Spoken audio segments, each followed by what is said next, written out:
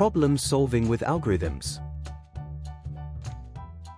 Every day, we follow steps to complete tasks, like brushing our teeth or tying our shoes.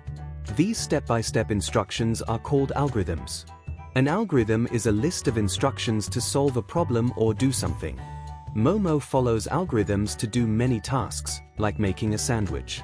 To help a robot water the plants, we need to give it steps to follow. That list of steps is also an algorithm. If a step is missing or in the wrong order, the robot won't work correctly. So, it's important to write the steps carefully. On a computer, we can use block code to create algorithms. Block code uses simple commands to tell machines what to do. When Maya wants Momo to draw a square, she gives clear steps. Each move is part of the algorithm that creates the shape. We use algorithms in real life too. They help us do tasks in the right order, one step at a time. Algorithms make problem solving easier. What task will you solve with your own algorithm?